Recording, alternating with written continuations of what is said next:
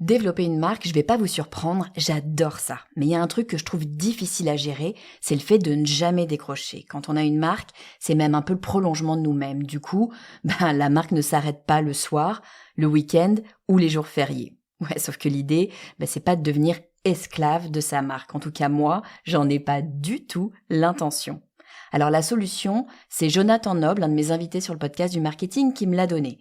Il a créé un logiciel qui permet de se déconnecter des réseaux. Cet outil, c'est Swello. C'est un tout en un. Swello vous permet de construire votre calendrier édito, de planifier vos posts sur les réseaux et de les analyser. Et du coup, vous récupérez vos week-ends, vos soirées et vos jours fériés.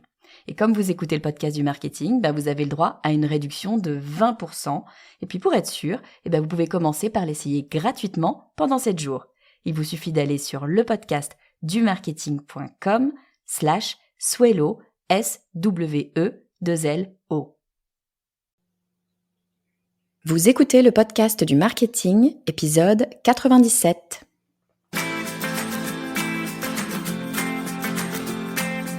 Bonjour et bienvenue, je suis Estelle Ballot et je suis ravie de vous recevoir sur le podcast du marketing. À chaque épisode, je vous propose d'analyser les techniques marketing qui marchent, pas à pas et très concrètement, pour développer votre activité. On me demande souvent ce qu'est un lead magnet, à quoi ça sert, comment on l'utilise et surtout, comment est-ce qu'on le met concrètement en place. On me l'a encore demandé tout récemment lors de mes dernières masterclass. Alors j'ai évoqué le sujet, mais c'était pas l'objet de la masterclass, donc j'ai pas pu rentrer véritablement dans le détail. Et puis bien sûr, j'en parle dans ma formation Stratégie indépendante. Là pour le coup, on prend le temps de regarder les lead magnets sous toutes les coutures littéralement. Et c'est d'ailleurs l'un des modules qui est préféré par les participants à la formation. Alors justement, pourquoi est-ce que ce sujet des lead magnets est si intéressant ? Eh bien, c'est tout simplement parce que c'est un outil qui nous permet de faire croître notre audience. Et si vous vous intéressez au marketing, je suis sûre que je suis pas la première personne à vous dire que faire croître son audience, c'est un immense atout dans une stratégie digitale. Bref, on a déjà parlé de lead magnet sur le podcast du marketing. On en parle régulièrement au détour d'un sujet annexe. Et j'ai même consacré tout un épisode aux différentes formes que peut prendre un lead magnet. Si vous ne l'avez pas écouté ou si c'est un peu lointain, je vous invite à brancher vos écouteurs sur l'épisode 6 du podcast du marketing. Je vous mettrai bien sûr le lien en commentaire. Donc aujourd'hui, je vais vous parler de lead magnet. Enfin non, je vais vous parler d'un lead magnet. Je vais vous parler de mon meilleur lead magnet, celui qui participe le plus à la construction de ma base d'email. Et je vais le disséquer littéralement pour vous, histoire de comprendre ce qui fait son succès et comment vous pourriez en faire autant.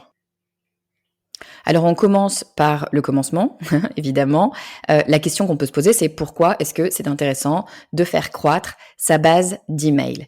Alors la véritable première raison pour laquelle vous avez tout intérêt à travailler votre base d'email, c'est pour ne pas être dépendante des réseaux sociaux. Alors on est d'accord, les réseaux sociaux c'est très bien et c'est très intéressant pour communiquer avec votre audience, mais je pense que maintenant, vous le savez, vous en êtes consciente, les réseaux sociaux, c'est pas gratuit. Les réseaux sociaux, c'est payant ou en tout cas, c'est payant si vous voulez être en mesure de communiquer à l'ensemble de votre audience. Vous le savez, quand vous publiez un post, les réseaux sociaux, à peu près tous les réseaux d'ailleurs, les réseaux sociaux ne le présentent qu'à une partie de votre audience. Si vous voulez atteindre l'ensemble de votre audience, voire une audience plus large, là, il va falloir payer. Et puis en plus du fait que vous n'êtes pas libre de communiquer avec votre audience sur les réseaux sociaux, vous avez le risque tout simplement de vous faire fermer votre compte. Ça arrive régulièrement à plein de gens qui pourtant suivent parfaitement les règles édictées par les réseaux. Le problème, c'est qu'en fait, ce sont des algorithmes, encore une fois, c'est des robots qui analysent vos posts, qui analysent votre contenu et parfois ils vont considérer que vous avez fait des erreurs ou en tout cas des choses qui ne sont pas acceptées par le réseau, alors que ce n'est pas le cas. Parce que la machine peut se tromper, évidemment. Et donc, vous vous faites du jour au lendemain fermer votre compte, impossible de le récupérer. Ça peut prendre des semaines, voire des mois pour récupérer votre compte. Donc c'est quand même extrêmement dangereux de mettre toute la communication avec votre audience sur les réseaux sociaux. Vous n'êtes définitivement ni libre, ni en sécurité. Bon, et puis on l'a vu récemment avec Facebook, les réseaux sociaux peuvent avoir des pannes, tout simplement. Donc, ils peuvent ne plus être disponibles ni pour vous, ni pour votre audience. Il y a quelques jours, quelques semaines, au moment où j'enregistre cet épisode, Facebook, tous les réseaux sociaux de l'entreprise Facebook ont été bloqués pendant toute une soirée. Ça a valu des milliards à notre ami Zuckerberg. Bon, mais pas qu'à Zuckerberg, hein, ça a valu beaucoup d'argent et beaucoup de mauvaise communication pour plein de gens qui basent leur communication sur Instagram, sur Facebook, sur WhatsApp, etc. Donc attention aux réseaux sociaux. Encore une fois, je suis pas en train de dire que les réseaux sociaux c'est pas bien, c'est une très bonne chose, ça aide beaucoup notamment pour ce qui est de l'ordre de l'engagement, mais ne mettez pas, en tout cas je vous déconseille fortement de mettre toute votre communication sur les réseaux sociaux parce que c'est pas du tout le meilleur endroit pour le faire. Alors justement, c'est quoi la différence avec l'email, hein? Lorsque vous avez l'email d'une personne, est-ce que vous pouvez mieux communiquer avec elle que sur les réseaux sociaux? Eh bien, clairement, la réponse est oui. Avec un email, c'est-à-dire lorsqu'une personne vous a confié son adresse email, c'est-à-dire lorsque cette personne vous a dit clairement qu'elle était d'accord pour recevoir des emails de votre part sur un sujet bien précis. Avec des emails, donc, eh bien, vous pouvez communiquer quand vous voulez, aussi souvent que vous le voulez et aussi librement que vous le voulez avec votre audience. Donc oui, extrêmement intéressant de construire votre base d'emails. Mais en fait, il y a mieux que ça, il y a une meilleure raison pour laquelle il faut absolument construire sa base email. Et cette raison, c'est tout simplement que l'email, c'est le média qui convertit le mieux. Ben oui, le taux de conversion de l'email est 50% supérieur à la moyenne des principaux médias, c'est-à-dire supérieur au SEO, supérieur à la publicité et très largement supérieur aux réseaux sociaux qui en fait convertissent assez peu. C'est pas moi qui le dis, même si je suis complètement d'accord avec cette analyse. C'est pas moi qui le dis, hein. C'est une entreprise qui s'appelle Qubit qui a fait une étude, qui a analysé 30 des plus gros sites marchands britanniques et qui a ressorti l'ensemble de ces chiffres. Il y a toute une étude très complète sur le sujet et véritablement, l'emailing, c'est le média qui fonctionne le mieux en termes de conversion. Bon, mais c'est bien beau tout ça, mais c'est pas magique, hein. Pour que vous puissiez vendre ce que vous avez à vendre grâce à vos emails, pour que vous puissiez communiquer correctement votre offre via vos emails, eh bien, il va falloir en permanence faire croître votre base d'email, tout simplement parce que une fois que votre audience aura entendu votre message 1, 2, 3, je ne sais pas combien de fois, tout dépend de votre marché, bien sûr, mais il y a un moment donné où votre audience va s'essouffler. Soit ils ont décidé d'acheter votre produit, votre offre, votre service, soit ça ne les intéresse pas et ils ne seront jamais probablement clients. Donc il y a un moment donné où il faut faire rentrer de nouvelles personnes. En fait, la réalité, c'est qu'il faut en permanence faire croître son audience. Ça, c'est vrai sur les emails, c'est vrai aussi sur les réseaux sociaux et finalement un peu partout. Mais la réalité, en tout cas, c'est qu'en permanence, il va falloir faire croître son audience et donc capter de nouvelles adresses email. Alors c'est là que le lead magnet entre en scène et que très franchement, si vous n'êtes pas encore convaincu, vous allez voir assez rapidement qu'il a de nombreux intérêts. Le premier avantage que je vois moi au lead magnet, c'est que potentiellement, il travaille tout seul. C'est-à-dire que si vous vous organisez bien, votre lead magnet, vous le construisez une fois, vous le mettez en ligne une fois, et potentiellement, il peut travailler tout seul et vous apporter des nouveaux leads tous les jours, toutes les nuits, pendant que vous dormez, vous vous réveillez le matin et vous avez des nouveaux leads dans votre base. C'est quand même assez agréable de savoir que c'est bon, c'est fait, ça roule, il n'y a plus rien à faire, ou en tout cas pour un certain temps, il n'y a plus rien à faire. Autre avantage du lead magnet, c'est que potentiellement, c'est gratuit. Ça coûte pas grand-chose de faire un lead magnet. Un lead magnet, donc on est d'accord, un lead magnet, très rapidement, qu'est-ce que c'est? C'est un élément d'intérêt pour votre audience que vous allez proposer en fait à votre audience. En général, ça va être un document PDF que vous allez pouvoir tout simplement envoyer par email à votre audience. C'est le classique du lead magnet. Donc fondamentalement, ça ne vous coûte rien de faire ce lead magnet. Il suffit d'avoir un ordinateur, on considère que vous en avez un document Word ou Google Doc ou ce que vous voulez, et puis vous enregistrez en PDF et c'est réglé. Donc un lead magnet, c'est gratuit. C'est-à-dire que pour obtenir l'adresse email de quelqu'un, vous allez proposer ce lead magnet et ça ne vous aura coûté rien du tout. Là où comparativement, une pub Facebook, alors attention, les tarifs d'une pub Facebook sont différents sur chaque marché, pour chaque compte Facebook, etc. Mais très grosso modo, on va se dire que un nouveau lead sur Facebook, ça va vous coûter en général entre 1 et 5 euros sur un marché relativement classique, juste pour avoir l'adresse email. Je parle pas, bien sûr, d'avoir un lead complexe avec prise de rendez-vous, etc., ou même voir un client. Là, je parle juste de quelqu'un qui va s'abonner à votre newsletter. En général, entre 1 et 5 euros, on doit réussir à le faire. N'empêche que chaque lead vous coûte 1 à 5 euros. Alors que là, avec votre lead magnet, si vous l'utilisez bien, c'est gratuit.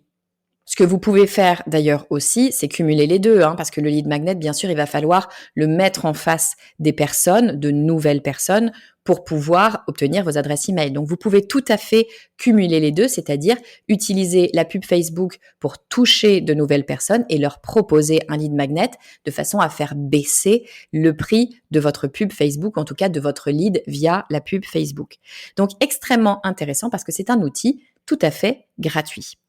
Alors, je vous l'ai promis en introduction, l'idée aujourd'hui, c'est de vous parler de mon meilleur lead magnet, celui qui fonctionne le mieux pour moi, qui m'a apporté le plus de monde sur ma base email.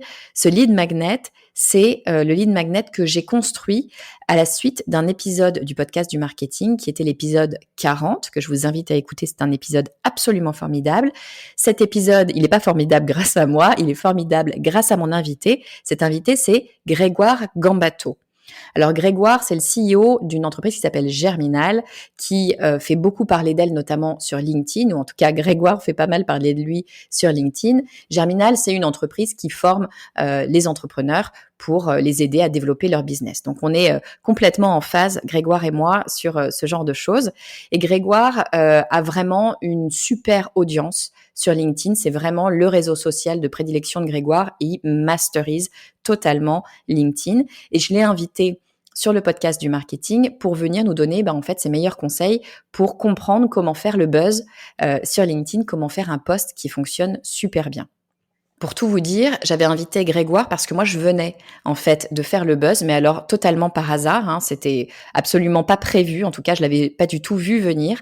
Alors, j'avais bien sûr un petit peu analysé ce qui se faisait à l'époque sur Facebook, ce qui marchait moins bien, et j'avais essayé de construire le meilleur post possible. Il se trouve que ce post avait fait vraiment une sorte de mini buzz. Alors, j'ai plus exactement les chiffres en tête. Je crois qu'il avait fait 150 000 vues, ce qui à l'époque était très, très, très, mais alors très, très loin de ce que je pouvais faire habituellement. Donc, j'étais vraiment ultra heureuse, bien sûr. Maintenant, je voyais bien que j'avais essayé de faire de mon mieux, mais que je n'étais pas du tout sûre de pouvoir répliquer un peu l'exploit. Donc, j'ai demandé à Grégoire de venir sur le podcast du marketing pour nous expliquer comment faire, quels étaient vraiment les bons trucs à mettre en place pour le faire régulièrement, parce que lui, il le fait régulièrement. Je crois qu'il comptabilisait 500 000 vues par semaine. Bref, j'ai demandé à Grégoire de venir sur le podcast du marketing. Il nous a dispensé ses meilleurs conseils. J'ai fait un résumé de l'épisode, avec l'accord de Grégoire, bien sûr. J'ai fait un résumé de l'épisode, donc c'est, je crois, 3 pages PDF. Donc, véritablement, ça m'a pris, je sais pas, peut-être une demi-heure de travail, allez, 1 heure grand max de travail de synthétisation pour construire ce document. Donc, c'est vraiment rien du tout. Et ce document, je le propose en lead magnet, c'est-à-dire, alors, sur le podcast du marketing, j'appelle ça des cadeaux bonus. Si vous êtes curieux, curieuse, c'est le cadeau bonus numéro 40. Donc, vous allez sur le podcastdumarketing.com/cadeau 40 et vous allez tomber dessus. Ce lead magnet, donc, qui m'a pris peut-être 1 heure maximum de travail, je viens d'aller vérifier les stats. Ce lead magnet m'a apporté 2800 personnes. 2800 personnes sur ma base email. Alors en réalité, c'est probablement un petit peu moins parce que je pense que certaines personnes étaient déjà inscrites à ma base email, mais véritablement, c'est le lead magnet qui m'a apporté de très très très très loin le plus d'inscrits à ma base d'email. C'est un lead magnet qui tourne depuis un petit peu plus d'1 an à la date à laquelle j'enregistre ce podcast. Donc je l'ai fait en 1 heure il y a plus d'1 an. et il travaille pour moi depuis 1 an pour avoir 2800 inscrits. Et je viens de regarder le mois dernier, alors évidemment, il m'a apporté beaucoup d'inscrits sur le moment parce que avec l'épisode, ça faisait parler de ce cadeau bonus puisque c'était le résumé de l'épisode, mais j'ai regardé le nombre d'abonnés que j'ai eu le mois dernier via ce lead magnet, il y en a encore 40. 40 tous les mois. Et encore, c'est un petit peu dégressif. Il y a quelques mois, c'était 50. Avant, c'était 60. Donc, en tout cas, très régulièrement, tous les mois, sans rien faire, j'ai de nouveaux abonnés sur ma base email grâce à un lead magnet que j'ai créé en 1 heure, il y a plus d'1 an. Alors, je vais pas vous mentir, c'est pas le cas de tous mes lead magnets, bien sûr. Bien évidemment qu'il y a des lead magnets qui vont fonctionner mieux que d'autres. Pourquoi est-ce que celui-ci fonctionne particulièrement bien ? On va regarder ça ensemble. La toute première chose, c'est que j'ai un petit peu recyclé ce lead magnet. C'est-à-dire que je l'ai proposé ou je le propose à 2 endroits différents. Premier endroit sur lequel j'ai proposé ce lead magnet, c'est sur LinkedIn. En fait, le lendemain ou le jour même de la publication de l'épisode du podcast, j'ai publié un post sur LinkedIn dans lequel, je propose ce fameux cadeau bonus. Ce post, je l'ai construit bien sûr en suivant tous les conseils que m'avait donné Grégoire dans l'épisode. Évidemment, ce post a fait 600 000 vues.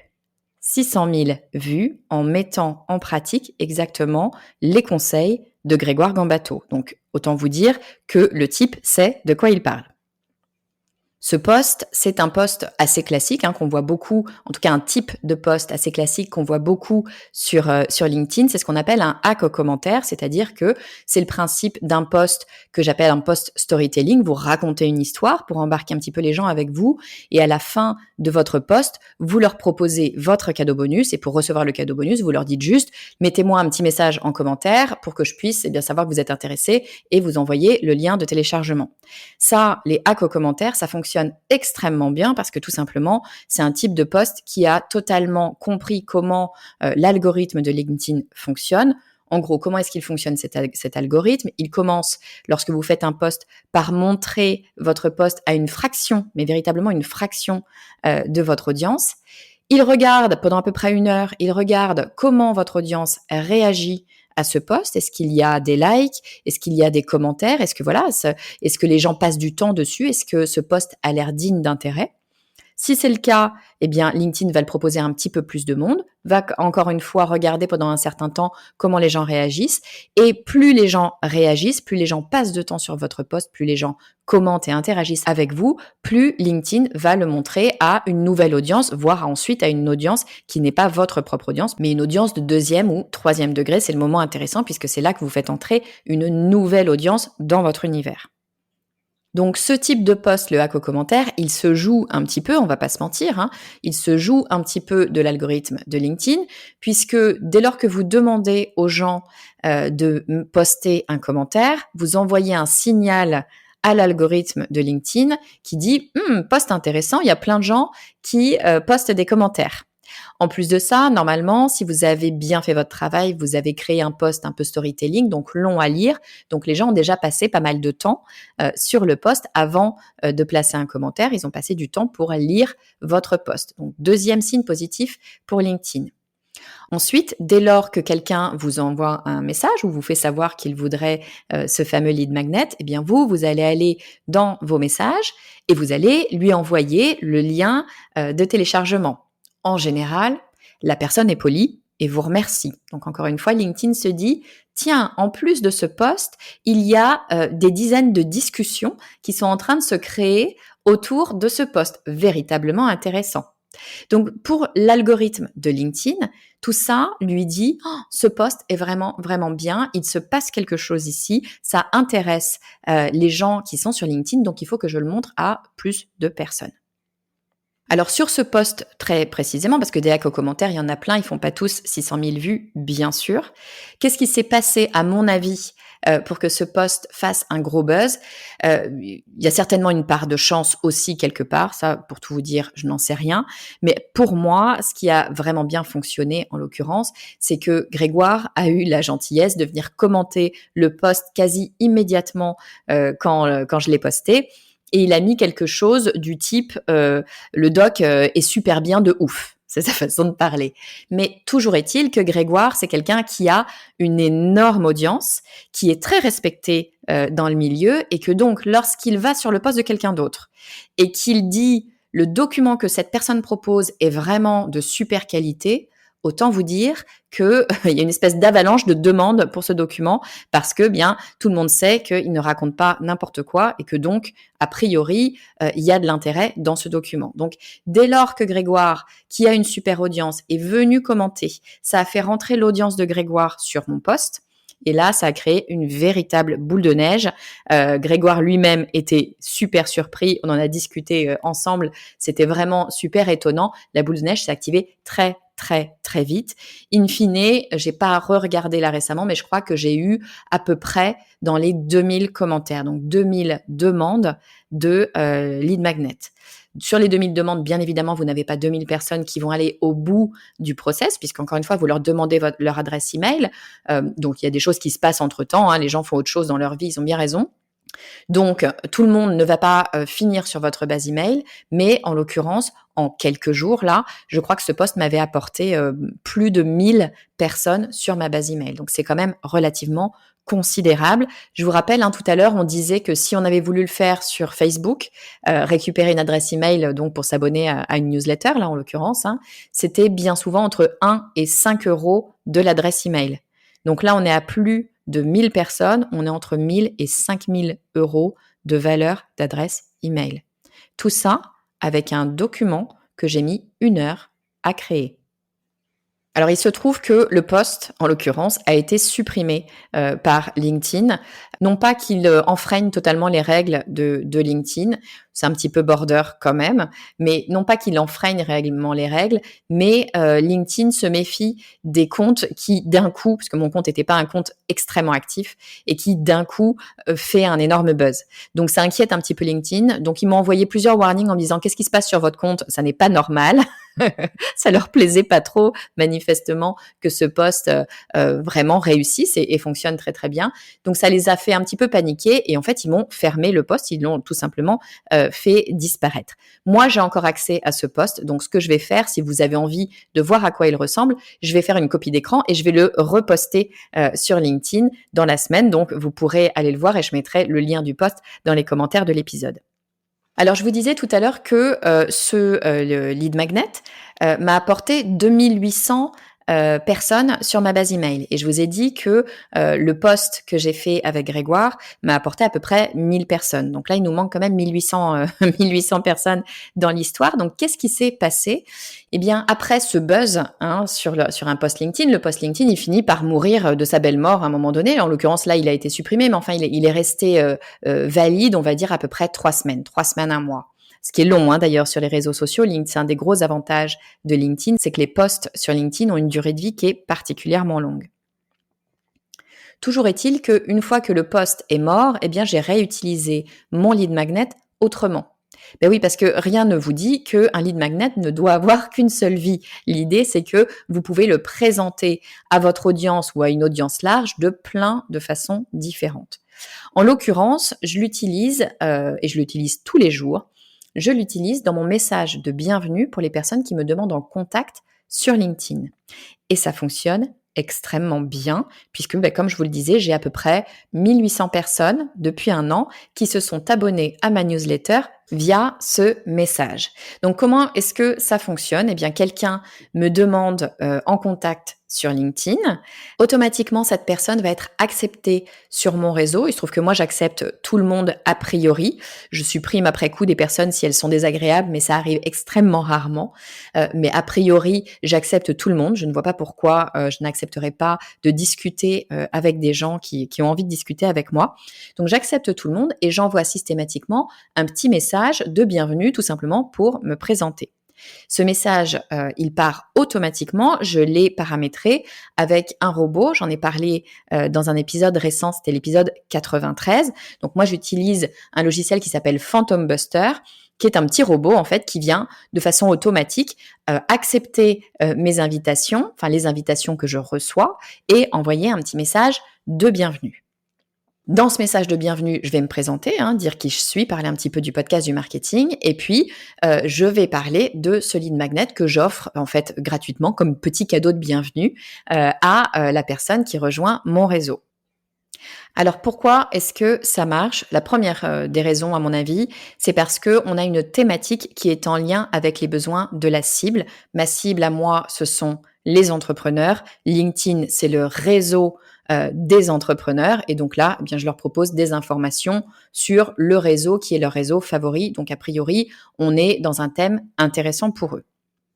Ensuite, ce lead magnet, il est proposé au bon endroit. Il est proposé où? Il est proposé tout simplement sur LinkedIn. Or, les gens qui sont abonnés à LinkedIn, on peut considérer qu'ils sont intéressés par LinkedIn. Donc, ça marche de façon assez mécanique.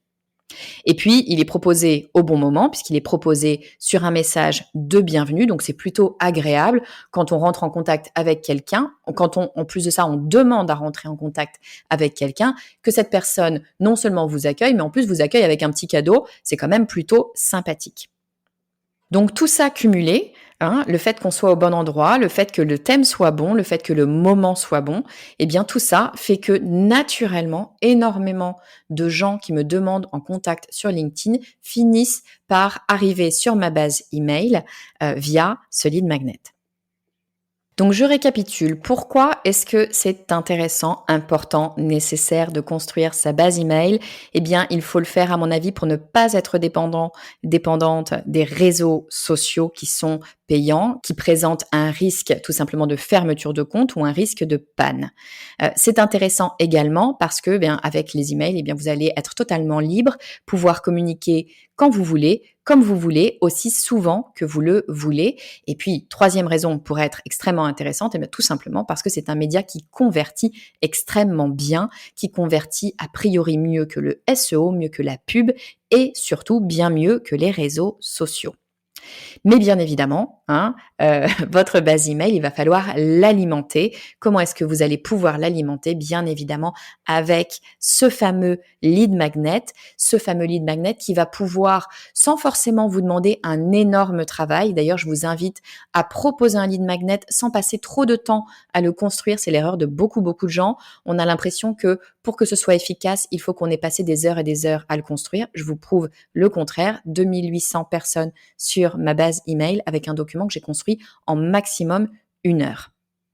Donc le lead magnet, c'est un outil qui est plutôt assez facile et rapide à mettre en place et puis qui va vous permettre de recueillir de nouvelles adresses sans avoir rien à faire. Une fois que vous l'avez mis en place, en fait, il fonctionne tout seul. Soit c'est un effet buzz et pendant 1, 2, 3 semaines, quelques jours, il va vous apporter énormément d'adresses d'un coup. Soit c'est quelque chose de plus régulier, de plus long terme, comme l'exemple que je vous ai proposé avec mes messages de bienvenue LinkedIn, mais qui vous apporte 40, 50, 60 adresses email par mois sans avoir à rien faire. Alors, si vous hésitiez à construire et à mettre en place un lead magnet, très franchement, j'espère qu'avec cet épisode, vous ne vous posez plus du tout la question. La semaine prochaine, après avoir parlé de base email, je vais vous parler de newsletter et on va en parler avec celle qui est devenue la reine de la newsletter en moins d'1 an. J'ai nommé Nina Ramen. Si vous ne connaissez pas Nina, allez jeter un œil sur son profil LinkedIn. Vous verrez qu'elle ne plaisante pas avec les mots et elle me fait le grand plaisir de venir sur le podcast du marketing nous donner ses meilleurs conseils sur la construction d'une newsletter qui marche. Et pour la petite histoire, Nina, c'est elle qui s'occupait de la newsletter de Germinal, dont Grégoire Gambato est le CEO. D'ici là, si vous ne l'avez pas déjà fait, pensez à vous abonner au podcast du marketing. Le plus simple, c'est de le faire directement sur votre application d'écoute favorite. D'une part, ça vous permettra de voir apparaître dans votre appli les derniers épisodes. Et d'autre part, c'est un très bon moyen de me soutenir et de m'aider à faire découvrir le podcast du marketing à d'autres personnes. Je vous dis à très vite.